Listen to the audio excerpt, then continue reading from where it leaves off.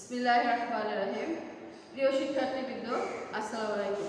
ঢাকা শিক্ষা board laboratory school and college কর্তৃক আয়োজিত অনলাইন ক্লাসে তোমাদের স্বাগতম। আমি উম্মে খাদিজা আক্তার, প্রভাষক, ব্যবসায় সংগঠন ও ব্যবস্থাপনা, ঢাকা শিক্ষা board laboratory school and college. আজকে আমি তোমাদের ক্লাস নিব নবম ও দশম শ্রেণীর ব্যবসায় উদ্যোগ বিষয়। ব্যবসায় উদ্যোগ বিষয়ে আমি এর আগেও তোমাদের পঞ্চম অধ্যায় নিয়ে আলোচনা করব। পঞ্চম অধ্যায়ের বিষয় হচ্ছে ব্যবসায় আইনগত দিক। ব্যবসায় আইনগত দিকে আমি এর আগেও একটা ক্লাস তোমাদের নিয়েছি, সেখানে তোমাদের পড়ানো হয়েছে অন্যান্য বিষয়। আজকে আমি দেখো তোমাদের পড়াবো আলোচিত বিষয় কি, মেধা সম্পদ কি, মেধা সম্পদের ধারণা, প্যাটেন্ট কি, প্যাটেন্টের ধারণা, নিবন্ধন সুবিধা, ট্রেডমার্ক কি, ট্রেডমার্কের ট্রেডমার্ক বা প্রতীক চিহ্ন কি এর ধারণা সুবিধা, এবং সার্ভিস মার্ক কি, সার্ভিস মার্ক নিয়ে আলোচনা করব। এবং শেষে আলোচনা করব কপিরাইট কি, কপিরাইটের ধারণা, নিবন্ধন এবং এর সুবিধাবলী। তাহলে দেখো আমরা প্রথমে আসি কি মেধা সম্পদ কি। মেধা কি? মেধা হচ্ছে মনন বা চিন্তা। আমাদের যে মনন এবং চিন্তা দ্বারা সৃষ্ট কাজই হচ্ছে কি মেধা সম্পদ। ব্যবসায় বা শিল্পে বা বাণিজ্যে প্রয়োগ উপযোগী আবিষ্কার, সাহিত্য ও শিল্পকর্ম, নকশা, প্রতীক, নাম ইত্যাদি মেধা সম্পদে অন্তর্ভুক্ত। দেখো যে মেধা, আমরা আগে বলছি যে মেধাটা কি আমাদের চিন্তা এবং মন থেকে যে জিনিসটাকে কি করা হয়, আবিষ্কার করা হয়। এখন আমরা দেখো শিল্প বা ব্যবসায়ের উদ্যোক্তারা তাদের মেধা যে মূল্যবান ওইসব সম্পদকে বুঝাবে। মেধা সম্পদটা বলতে ওইসব তাদের যে শিল্প বা যে ব্যবসা উদ্যোক্তা তাদের মেধা কী করবে, মূল্যবান সম্পদকে বুঝাবে, যা সে কী করছে, দীর্ঘদিন প্রচেষ্টা চালিয়ে কী করছে, উদ্ভাবন করছে। এরপরে আসি দেখো যে সব উদ্ভাবন ও সৃজনশীল কর্মকাণ্ডের মূলে রয়েছে কি মেধা সম্পদ। মেধা সম্পদকে কাজে লাগিয়ে মানুষ কী করছে, বিভিন্ন জয় করছে কি অজানা যে রহস্যগুলো আছে সেগুলোকে জয় করছে কীভাবে মানুষ এই মেধা সম্পদকে কাজে লাগে। তাহলে দেখো মেধা সম্পদের মধ্যে কী কী আছে, মেধা সম্পদের পেটেন্ট আছে, মেধা সম্পদের মধ্যে ট্রেডমার্ক আছে, সার্ভিস মার্ক আছে, ইত্যাদি ইত্যাদি। তাহলে দেখো আছে, আমি প্রথমেই আমরা আলোচনা করবো কি পেটেন্ট। প্যাটেন্ট বলতে কী বিষয়, প্যাটেন্ট বলতে কী বিষয় এবং এর ধারণা নিবন্ধন।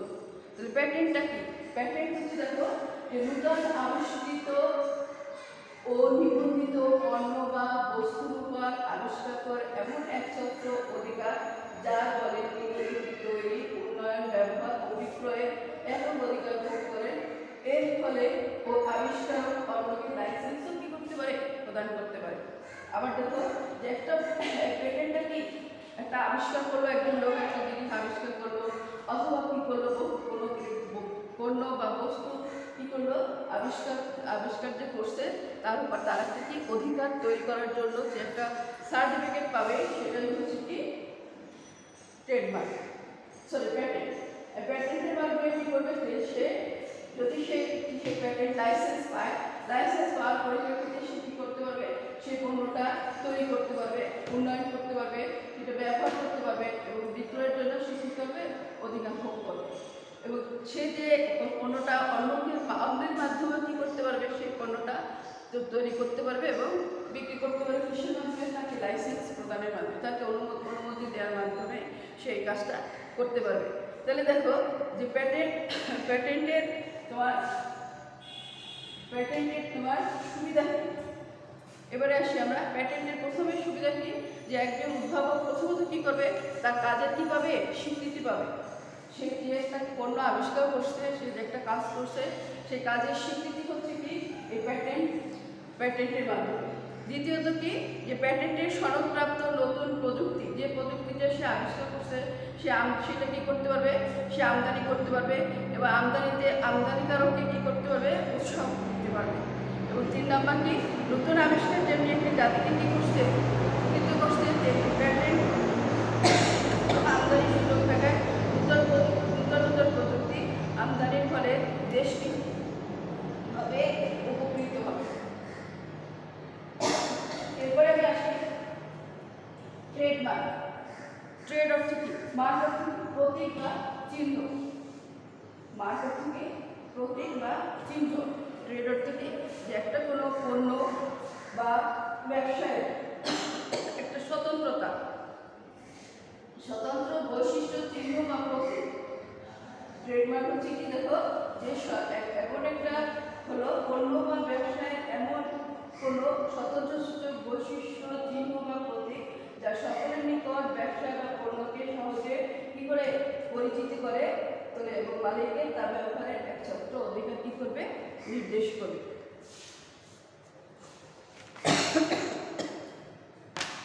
তাহলে প্রতীক, এটা কি? ট্রেডমার্কটা কি? একটা লেবেল, একটা পণ্যের লেবেলের মাধ্যমে অথবা একটা লোগোর মাধ্যমে অথবা ডিভাইসের মাধ্যমে অথবা শব্দ প্রতীকের মাধ্যমে, সব এগুলোর মাধ্যমে কি করা যায়? একটা পণ্যকে একটা প্রতীকের মাধ্যমে তৈরি করা হয়। সেই প্রতীকটা থেকে, একটা প্রতীক থেকে আরেকটা প্রতীককে কি করা যায়? আলাদা করা যায়। তাহলে দেখো এখানে প্রতীক কীভাবে হলো, যে প্রতীকটা যেমন ধরো আমরা যে মোবাইল ফোন ব্যবহার করি, সেখানে যে আমাদের এক একটা কোম্পানির এক একটা চিহ্ন আছে, একটা একটা প্রতীক আছে, সেই চিহ্নের মাধ্যমে আমরা কী করি? এক একটা থেকে একটা আমরা যেমন বাংলালিংকের প্রতীক একরকম, একটা এয়ারটেলের প্রতীক একরকম, টেলিটকের প্রতীক একরকম, ওই প্রতীক থেকে আমরা কী করতে পারি? এটাকে আলাদা চিহ্নিত করতে পারি। অথবা কোনো পণ্য, গাড়ি করলা গাড়ি, এলজিও গাড়ি, এগুলো কীভাবে আমরা আলাদা করি? তার চিহ্ন বা প্রতীক দেখে। এখন ট্রেডমার্কের প্রয়োজনীয়তা কি? তার ট্রেডমার্কের প্রয়োজনীয়তা হচ্ছে কি? যে একটা সে কী করতে পারে? যে একটা তোমার পণ্যের থেকে আরেকটা পণ্যের সে অধিকার, একজন আবিষ্কার কী করছে, তার মেইন অধিকার হচ্ছে সে সেই পণ্যটাকে কী করতে পারবে? উদ্ভাবন করবে এবং আবিষ্কার করবে এবং বিক্রয় সে সুবিধা পাচ্ছে। আর এটা রেজিস্ট্রেশনের সময়সীমা কত? 10 বছর।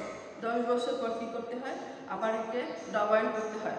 তাহলে বাংলাদেশের ট্রেডমার্কস আইন কত সালে চালু হয়েছে? 2009 সালে। ট্রেডমার্ক আইন চালু হয়েছে কত সালে? 2009 সালে। এরপরে আমরা আসি সার্ভিস মার্ক। সার্ভিস মার্কটা কি? সার্ভিস মার্ক হচ্ছে যে একই উদ্দেশ্যে, ঠিক বলতে বোঝায় যে একই উদ্দেশ্য মানে কোনো পণ্য বা সেবার স্বতন্ত্র সেবার ক্ষেত্রে ব্যবহৃত প্রতীককে কি বলা হবে?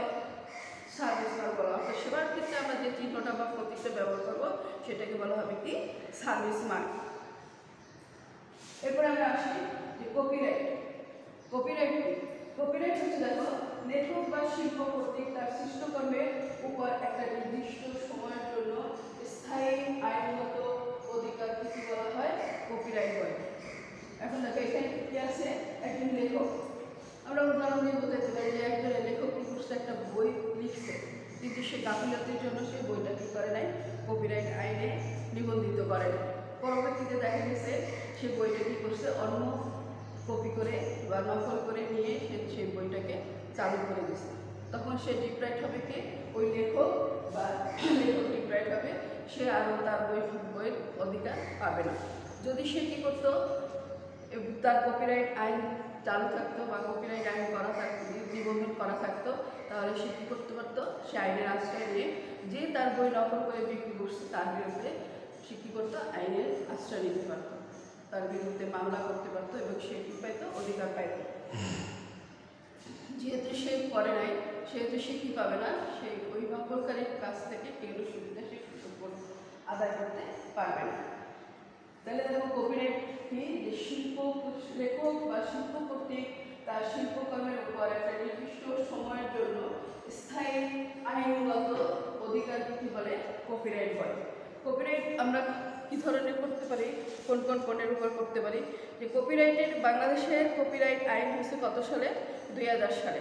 এবং বাংলাদেশের 2000 কপিরাইটের এবং পরেশের জীবনকাল কত পর্যন্ত?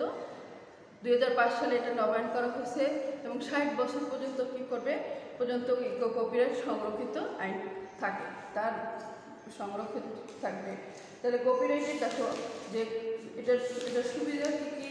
কপিরাইট করার পরিপ্রেক্ষিতে একজন কপিরাইট, যে এটা কিসের উপর ডিপেন্ড করে কপিরাইট করা হয়? যে একটা কপিরাইটটা হচ্ছে কি? একটা বুদ্ধিভিত্তিক সম্পদ। কি এটা? একটা বুদ্ধিভিত্তিক সম্পদ, অর্থাৎ মেধার মাধ্যমে আবিষ্কৃত। যেমন ধরো মেধার কী হয়েছে? যে কবিতা হইতে পারে, লেখকের লেখা হইতে পারে, নর্তকীর নাচ হইতে পারে, ফটোগ্রাফারের ছবি হইতে পারে, ইত্যাদি ইত্যাদি। এগুলো সবাই কী করে? তার বুদ্ধির উপর ডিপেন্ড করে যে সম্পত্তিটা সে অধিকার পায়। স্বত্বাধিকারীর স্বার্থ সংরক্ষণ করবে কপিরাইটকে, যে স্বত্বাধিকার অর্থাৎ ওই বইয়ের লেখক একজন যে স্বত্বাধিকার, সে অধিকারটা কপিরাইট কী করবে, তাকে সাপোর্ট দিবে এবং নির্দিষ্ট সময়ের জন্য এটা প্রয়োগ করা হয়। কত বছর? 60 বছর। কপিরাইট নিবন্ধনের জন্য বিষয়টি কী থাকবে? ঐচ্ছিক থাকবে। কপিরাইট একজন লেখক করতেও পারবে, না করলেও করতে পারবে। ও করলে সে কী পাবে? অধিকার, সে আইনগত অধিকার ভোগ করবে। অধিকার, এই আইনগত অধিকার যখন যে অন্য ভঙ্গ করবে, সে তার বিরুদ্ধে কী করতে পারবে? আশ্রয় নিতে পারবে সে আইনে। এবং দেখো যে কপিরাইটের স্বত্বাধিকার গ্রহণযোগ্য করতে হলে তাকে কী করতে হবে? সৃজনশীল কর্মের প্রণেতা বা প্রথম স্বত্বাধিকারী তার অধিকার চুক্তি বলে অন্যের নিকট হস্তান্তর করতে পারবে।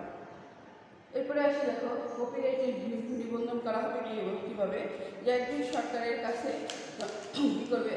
আবেদন করবে, আবেদনের বিষয়ে করবে, যা কিছু ফর্ম তুলবে এবং তোলার পর সে আবেদনের বিষয়বস্তুগুলো সে পূরণ করার পর সে কী করবে? আবার অবশ্যই অধিদপ্তর যেখানে কপিরাইটের আইন কী করা হয়, প্রণয়ন করা হয়, সেখানে দিয়ে সে কপিরাইট কী করবে? নিবন্ধন বা সনদ নেবে। দেখো কপিরাইট প্রথম চালু হয়েছে কোথায়?